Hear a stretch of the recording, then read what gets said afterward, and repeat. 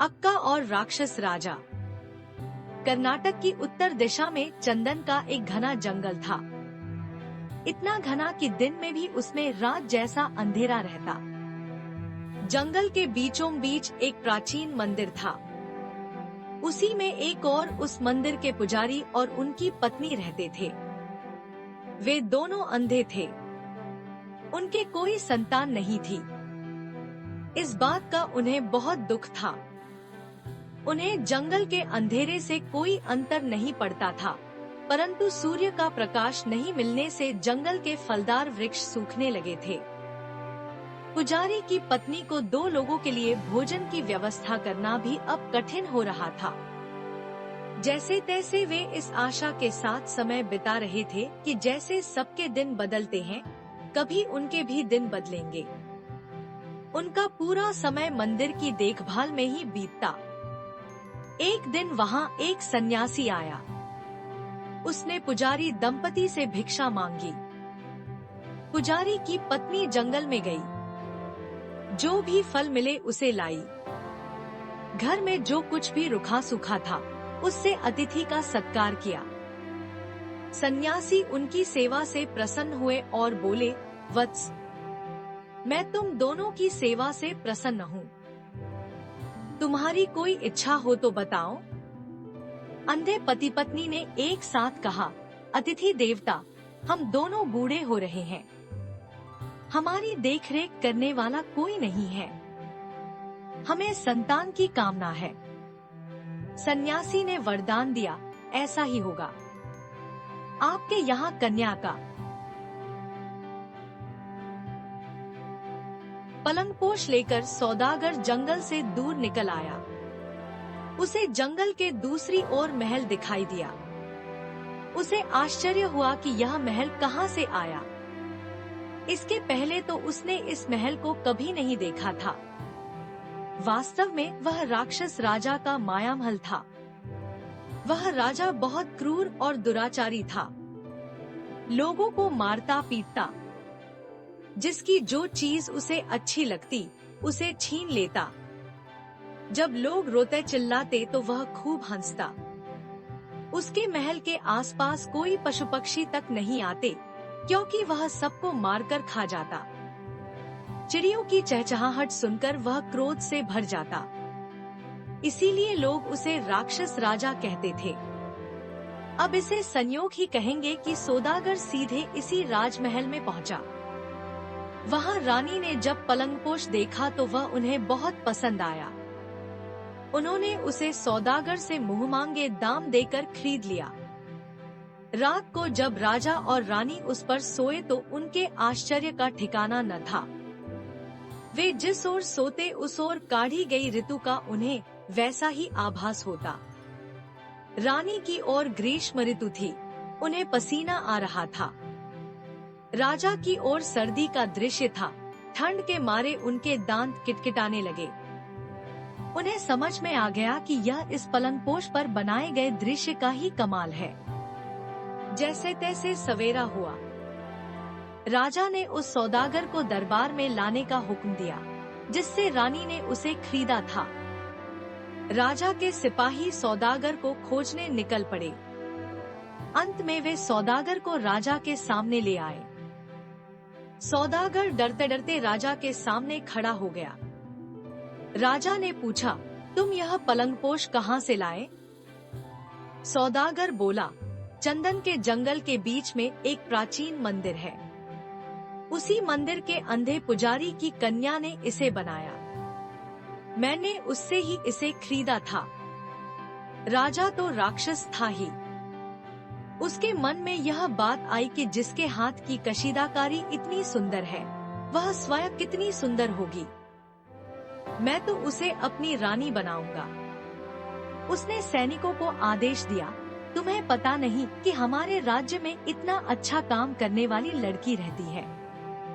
जाओ, उस पुजारी की कन्या को हमारे सामने लेकर आओ।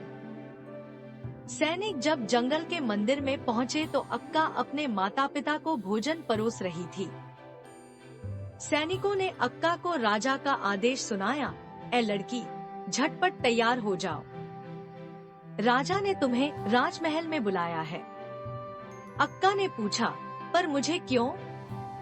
बस कोई सवाल मत करो, जल्दी चलो। अक्का ने कुछ सोचा और उत्तर दिया, मैं अभी अपने अम्मा अप्पा को भोजन करा रही हूँ। इसके बाद मुझे उनके लिए संध्या के भोजन की व्यवस्था भी करनी है। ये सब करने के बाद ही मैं आप लोगों के साथ चलूंगी। सैनिकों ने उसकी एक न सुनी।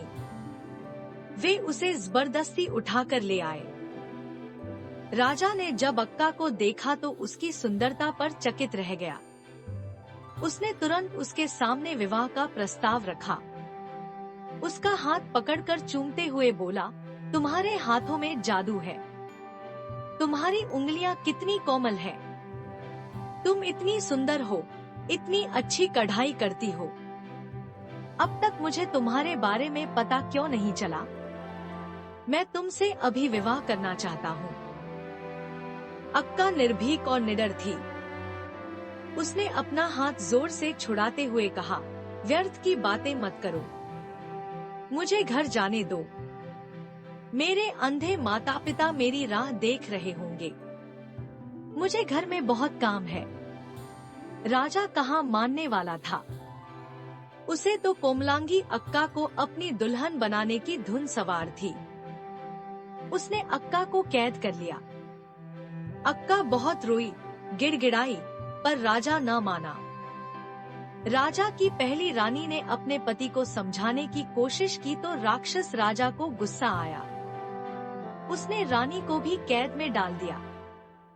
राक्षस राजा बार बार अक्का के सामने विवाह का प्रस्ताव रखता और अक्का उसे ठुकरा देती। समय बीतने के साथ ही बंदी कोमलांगी की चिंता बढ़ती जा रही थी। वह अपने माता पिता को याद करके विलाप करने लगी।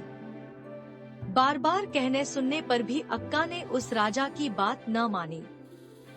अंत में उस दुराचारी राजा को एक युक्ति सूझी।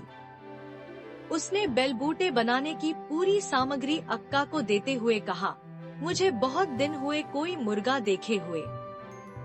तुम मेरे लिए 7 दिनों के अंदर ऐसा मुर्गा काट कर दो जो बिल्कुल सजीव लगे।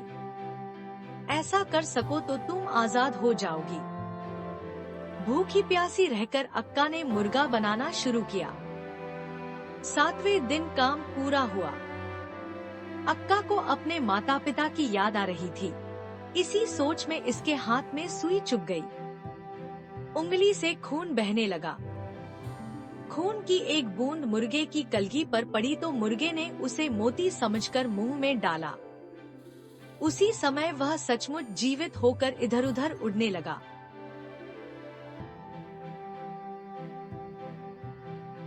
राजा 8वें दिन मुर्गा देखने गया। एक मुर्गे को इधर उधर कूदते फांदते देखकर राजा को आश्चर्य तो हुआ, पर उसके मन में बेईमानी आ गई। उसने सोचा, यदि मैंने मान लिया कि यह धागे से कढ़ाई करके बनाया गया मुर्गा है, तो यह सुंदर कोमलांगी कन्या लौट जाएगी और मुझसे विवाह न करेगी। वह अक्का को अपनी ओर खींचकर बोला, यह मुर्गा तो पहले से ही महल के आसपास घूमता फिरता था।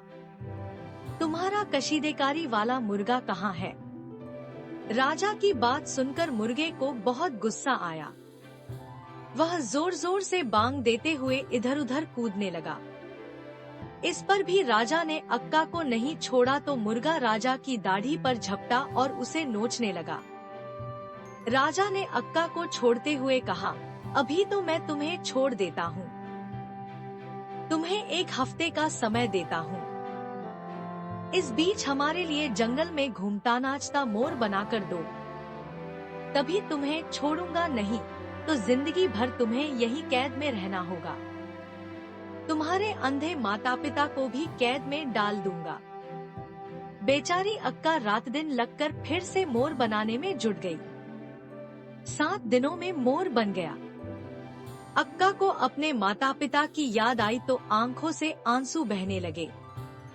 उसने अपने आंसुओं से एक लकीर खींची ही थी कि तभी राक्षस राजा आया। उसने देखा कि अक्का का बनाया मोर इतना सजीव था कि लग रहा था जैसे वह सचमुच नाच रहा है। इस पर भी राजा का मन नहीं भरा। वह बोला, यह कोई मोर है? यह तो सांप जैसा है। मैंने तुम्हें मोर बनाने को कहा था। अब या तो यही बंदी रहो या मुझसे विवाह के लिए हाँ करो। अक्का ने जब यह सुना तो आंसुओं से बनाई लकीर की ओर देखा। देखते ही देखते वह लकीर सचमुच के सांप में बदल गई। अगले ही क्षण उस सांप ने राक्षस राजा को डस लिया। राक्षस राजा मर गया। राजा के मरते ही लकीर सूख गई और सांप अदृश्य हो गया। अक्का ने राजा की पहली रानी को कैद से छुड़ाकर राक्षस राजा का राज्य उन्हें सौंप दिया। कढ़ाई वाला मोर सजीव मोर बनकर अक्का और उसके माता पिता को पीठ पर बैठाकर आसमान में उड़ गया। इसके बाद अक्का को किसी ने नहीं देखा। लोगों का विश्वास है कि अक्का आसमान में आज भी उसी तरह सुंदर सुंदर कशीदाकारी करती रहती है, जो हमें वर्ष के बाद आसमान में रंग बिरंगे इंद्रधनुष के रूप में दिखाई देती है।